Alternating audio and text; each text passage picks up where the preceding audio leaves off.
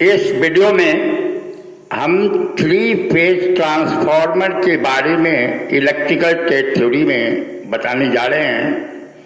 आपको हमने बताया था कि फेज के आधार पर 2 प्रकार के ट्रांसफार्मर होते हैं, सिंगल फेज ट्रांसफार्मर और 3 फेज ट्रांसफार्मर।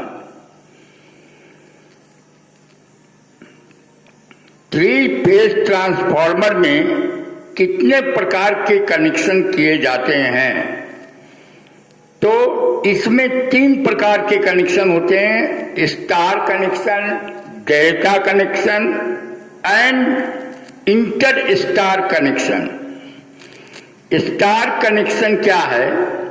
जिस कनेक्शन में तीनों फेजेस की वाइंडिंग के प्रारंभ वाले सिरों अथवा अंतिम सिरों को एक बिंदु पर जोड़कर स्टार पॉइंट या न्यूट्रल पॉइंट तैयार किया जाता है, वह स्टार कनेक्शन कहलाता है। डेल्टा कनेक्शन क्या है? जिस कनेक्शन में तीनों फेजेस की वाइंडिंग्स को ट्रायंगल की शेप में एडजस्ट किया जाता है, वह डेल्टा कनेक्शन कहलाता है। इस कनेक्शन में न्यूट्रल पॉइंट नहीं होता है। इंटर स्टार कनेक्शन क्या है? इस कनेक्शन में तीनों फेज की वाइंडिंग्स को स्टार कनेक्शन की भांति जोड़ा जाता है। प्रत्येक वाइंडिंग में उसके 15.5% के इक्विवेलेंट एक्स्ट्रा वाइंडिंग भी जोड़ी जाती है। इस प्रकार इस कनेक्शन में स्टार पॉइंट को अर्थ करने की आवश्यकता नहीं रहती है। 3 फेज ट्रांसफार्मर की प्राइमरी तथा सेकेंडरी वाइंडिंग को कितने प्रकार से हम लोग एडजस्ट कर सकते हैं?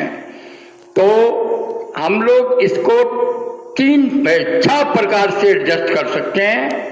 पहला है डेल्टा स्टार, दूसरा है डेल्टा डेल्टा, तीसरा है स्टार डेल्टा, चौथा है स्टार स्टार, उसके बाद 5वां है स्टार इंटर स्टार और 6ठा है delta inter star. Delta star connection की विशेषता यह होती है कि यह कनेक्शन स्टेप डाउन ट्रांसफार्मर के रूप में अधिक उपयोगी है। डेल्टा डेल्टा कनेक्शन की विशेषता यह है कि यह कनेक्शन लो वोल्टेज या मैक्सिमम सप्लाई करंट करने के लिए उपयोगी है। स्टार डेल्टा कनेक्शन की विशेषता यह है कि यह कनेक्शन अनबैलेंस्ड लोड पर कार्य करने के लिए एवं वोल्टेज को स्टेप अप करके एक सब स्टेशन से दूसरे सब स्टेशन तक पहुंचाने के लिए उपयोगी है।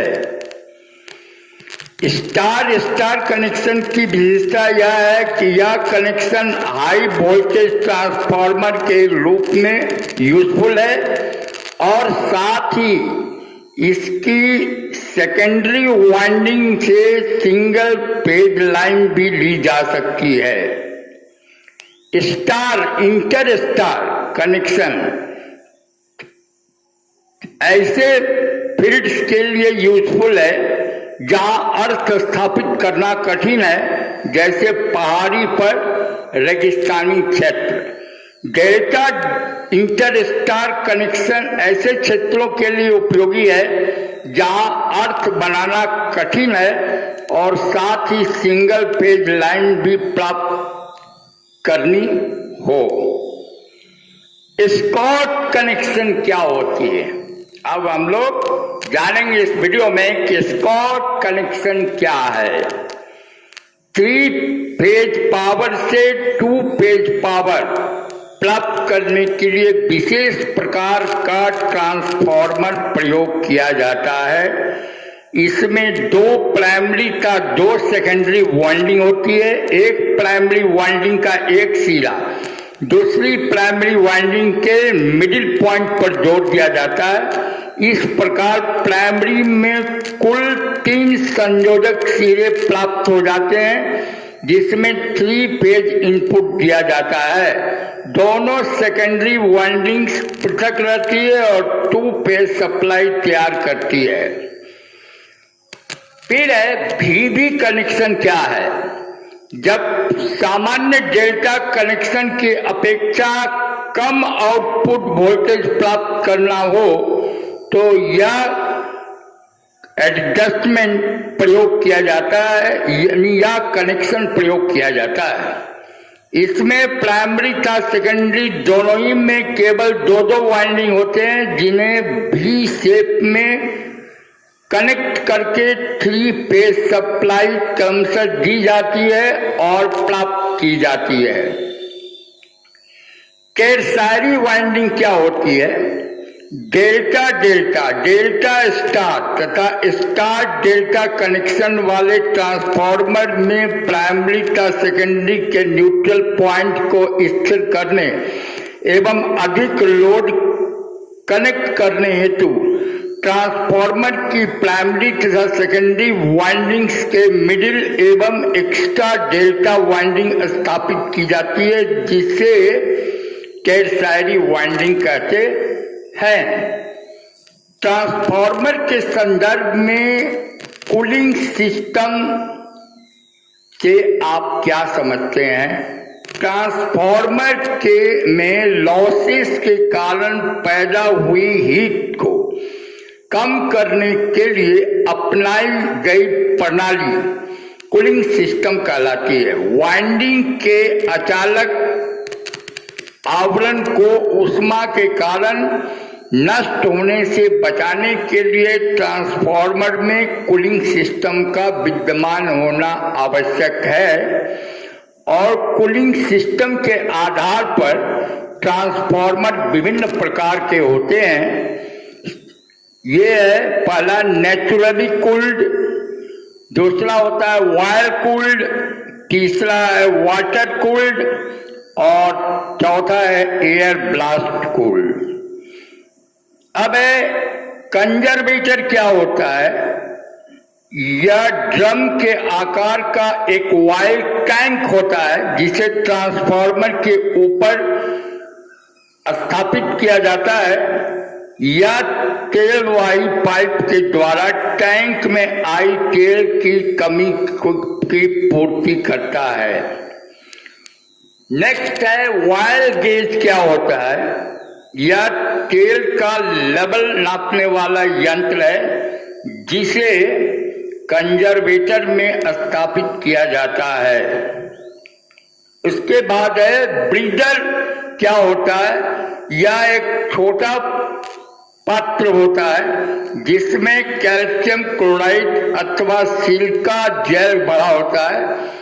इसे भी कंजर्वेटर में स्थापित किया जाता है। इसका कार्य वायु टैंक में जाने वाली वायु की नमी को सोखना है। नेक्स्ट क्वेश्चन है टेम्परेचर गेज क्या होता है। यह एक टेम्परेचर मेजरमेंट डिवाइस है, जिसे ट्रांसफार्मर का टेम्परेचर नापने के लिए उनके आउटर सरफेस में स्थापित किया जाता है। नेक्स्ट है